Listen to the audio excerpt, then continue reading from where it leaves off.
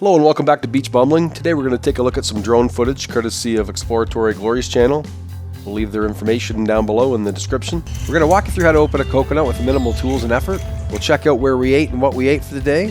Go for a paddle in the kayak. Then tonight we'll go to a couple street food stands and check out some desserts. And we're going to check out an ice cream bar. It's not what you think. And then the million-dollar question is, will we get a sunrise over the lagoon this morning? Let's go find out.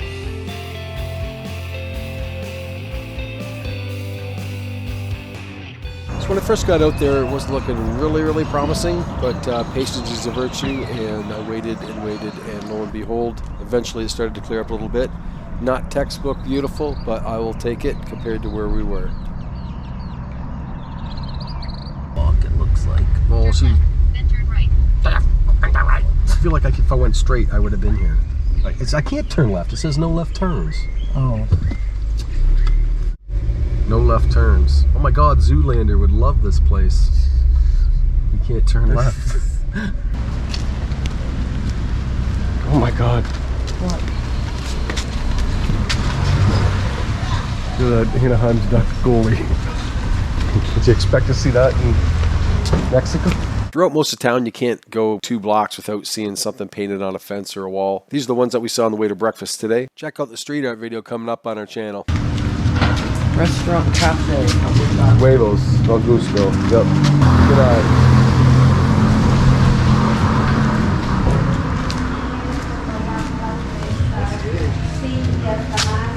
Up to this point, we had a lot of good food in BACALAR, but every once in a while you're going to run into a dud, and that's exactly what we had for breakfast today, unfortunately. This is Hermes Terraza Snack Bar. The fact that there was no one else there should have been a sign that we might have wanted to keep walking, but we didn't, so that's on us. But the food was just really not that great. And example, the chilaquiles looked like 4 tostadas with some fried eggs, some ham and peas, which is a very odd choice. I've never seen that before. And the red sauce was just not very good at all. So I can't recommend in good faith you have breakfast here, but you might want to check out some other things. They do rate well. I've said it before, just walking around, keep your eyes peeled. You never know what kind of little things you're going to see. These are made out of flowers, if you can believe that. That's pretty cute. Hadn't seen that before in all the times I've been in Mexico. Oh, and that crazy bank line we mentioned in the previous video, that's it on the left. Check out this watercolor. Oh my God, when the sun hits this, it's a completely different world here in BACALAR, especially the southern end. This was the first day that we saw the water look like this because the sun wasn't out much before, but this is exactly as advertised, and wow, I just can't get over it. This is a lagoon in land. You gotta see it for yourself. If you can at all make time to come to BACALAR when you're in Mexico, I really think you need to. That nicely painted dock there is where we left for our boat tour. As far as the drone, I took it out of its case and within 5 minutes managed to bugger it up. Actually still need a part for it, but anyway, I looked on YouTube to see if anybody else had put out footage from BACALAR or the area the same time that we were down there, and came across Exploratory Glory. Watched your channel and reached out to them to see if they'd be willing to part with some footage. Was able to work out a deal, which is what you're looking at right now. But the funny part in all this is I had the footage, I had possession of the footage, I hadn't used it yet, and I'm editing the Mahahual video, and who do I notice walking in front of us on the Malacombe but Exploratory Glory, who I had no idea that they were on my footage until after I reached out to them and got the drone footage for them. So what are the odds of that? It's kind of a neat thing. You can check out their information below in the description. You should check them out. We had lime trees and coconut trees on our Casa property, so we used limes and mojitos on day 1, and on day 5 here it was, we tried to get into a coconut. Being new to the coconut game and all, I thought I could maybe just drill through this thing with a corkscrew, but that wasn't the case. Yeah, and I realized I'm going to have to take the husk off this thing, so now I got something a little bit longer and a can opener, seeing if I can poke my way through. Yeah, that's the coconut you buy under there. That? So that's what I get through. The good thing about trying to use the can opener was it allowed me to pry open a husk, and then I could get a good run at it.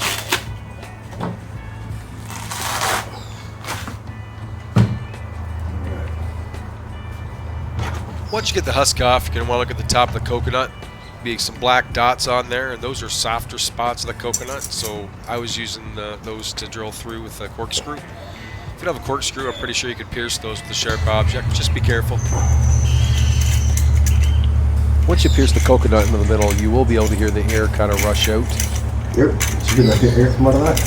And you're going to want to pierce 2 of these holes so air can flow in one and the coconut water can flow out the other one. Any good, Eric?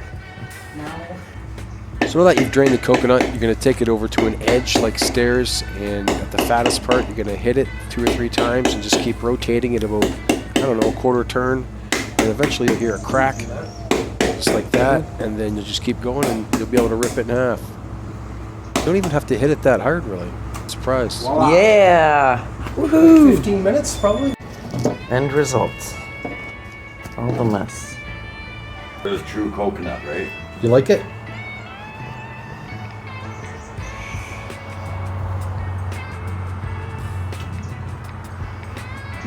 It doesn't have that 100% coconut taste. That's because it's not sweet coconut. Yeah. You're used to sweet coconut. It tastes good. I've never tried it. To me, it tastes like carrot. Love piece. It tastes like carrot. What do you think of it? It's good. I like it. Yeah. Did you try it? Yeah. Oh, you got a whole bunch over there. Yes. Yes. So do we do this? We should have been doing this every day then. It's hard to get together. Turn your spoon backwards and dig in. Like, Oh. I found that easier. Meh. You're right. It doesn't really have that coconut. No, like not that. Because you're used to eating sweetened coconut. Yes. Yeah. I don't love it. I don't hate it. I like it. It's good. You don't get fresher than that, though, I don't think. Or maybe you do. Maybe that's past due. I have no idea. After we conquered the coconut, I decided to go for a kayak towards Cocalitos. We'd been there earlier in the day, and our next video will be from there. But then the weather started not cooperating, so I ended up just drinking some beers and headed back in.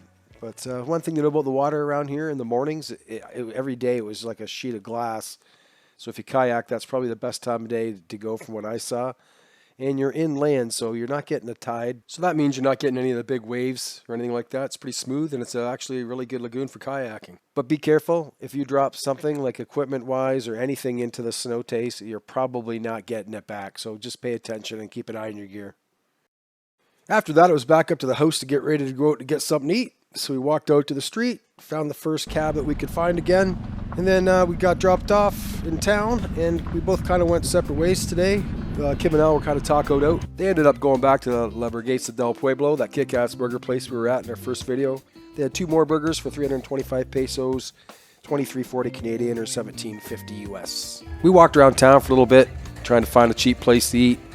Came across some more of the community dogs or stray dogs, whatever you want to call them. Karen likes to bring dog treats with her on these vacations and feed the strays. So after we fed the dogs, though, we fed ourselves.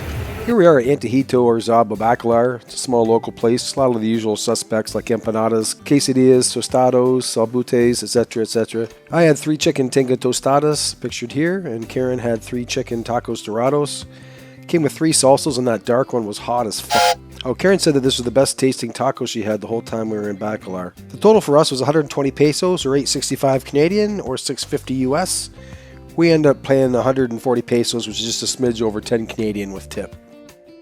After dinner, we went and found a couple cocktails since they didn't serve them there. We waited for Kim and Al to get done their supper. Then we would all go look for some street desserts. Why in the hell look for street desserts? Come with us and find out. These are delicious. First, Kim ordered some churros. They were 30 pesos, which is $2 Canadian or $1.50 US. The lady starts by taking the dough, mashing it into a ball. Then she puts it in this contraption in the cylinder, cranks the wheel. And if I wasn't such a moron, I would have actually taken video of that, but instead I took a picture while I thought was taking a video. But anyway, it comes out like the Play-Doh things you used to when you're a kid. So then she cuts them into sections, 12 of them, puts them into the hot grease. And then as soon as they start to float, they're starting to get done. And then she pulls them out in a basket. Gives it a couple shakes for good measure to get the excess grease off. And this is donut batter pretty much, by the way. So now what happens, they're going to roll them in Sugar. Cinnamon sugar stuff. check out that powdery bed of sweet deliciousness. Oh, that is good Mexico right there. If I'm not mistaken, you get 6 of these with an order, and they're best eaten hot. Next up are marquesitas, and if you've not had one of these before, you're going to thank me for showing it to you. We did get one from the stand. but I'm going to show you the footage from our first day there because I used the footage from tonight on a 40-second short on our channel to introduce you to Marquesitas. Yes, please. Nutella, peanut butter, banana. They have a whole slew of different fillings here, and you can also get a strawberry one instead of banana if you'd like. The first thing he's going to do is cut up the banana, then he's going to get the other toppings ready to go.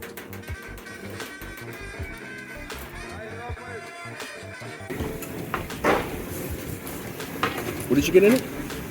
Nutella, peanut butter, and banana. Is that good? Yeah, sounds good.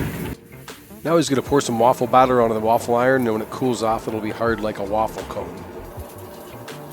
Next, they trim off the excess waffle batter that's squirted out. Flip it once for good measure. Trim the other side.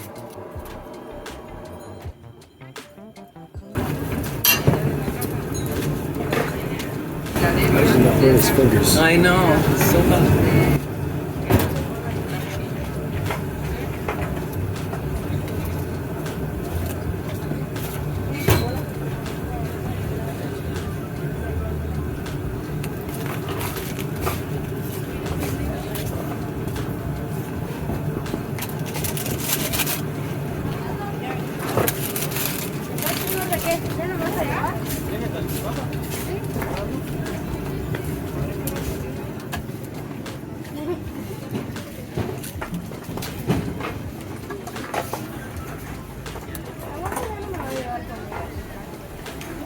Looks good. Gracias.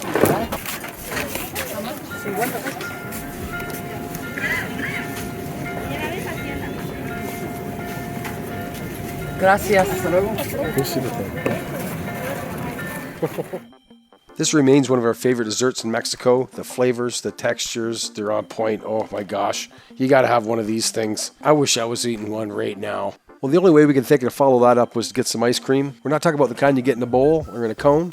We're talking about the kind you get in a glass. Confused? Well, you won't be much longer. Come check out where we went for our last stop of the night. This place is called the Ice Cream Bar. We could hear it from halfway down the street, so we thought we'd check it out. The decor on the inside is pretty cool. They do serve food and tacos there as well. Check out the roof on that place. Is that not the coolest thing you've ever seen on a bar? It was 2-for-1 drinks here. They were pretty pricey though, 150 pesos a piece. So we got 8 in total, paid for 4. That was 600 pesos, 40 Canadian or 30 US. The margaritas were mediocre at best. The mojitos were actually pretty good. And the Cuba Libras were good. How do you screw that up? It's rum and coke. It was one of the busiest bars that we saw in BACALAR. So if you like your bartender shaking his ass and his pee-pee in your face at eye level at the bar, put it on your list. Otherwise, maybe stick around for one and hit the road. Or if it's your scene, stick around. That cooler's gonna give way here. I know. I'm trying to catch it. Look at the lid. Look at the lid of the cooler. That's why I broke up my cooler. I will say the bartenders worked hard for their tips. So after we had these drinks, we left the ice cream bar, hailed a cab, went back to our casa, had some drinks. I went down to the Palapa, took some pictures of the moon. It was incredible again tonight. And then I left the deck for maybe 5 minutes. 5 minutes. And this is what I come back to. I saw Karen recording something on her phone as I was walking up, which is unusual. And then this. But that's another story. One you're probably not going to see on the channel. Did make me go, what the though. We all laughed so hard that night. We probably had a little too much to drink, but oh my God, did we laugh. So on that note, that'll be it for today's video. The next one we got coming up is from Cocalitos. We spent the afternoon there, as I briefly mentioned in this video, and you'll get a better idea what to expect from there. So if you like the video, leave it a thumbs up. Subscribe if you haven't subscribed. Leave a comment if you'd like. And hit the bell if you want to be notified when we make another video. You can follow us on our social media at Beach Bumbling. Hope you enjoyed this one. Until the next time, cheers.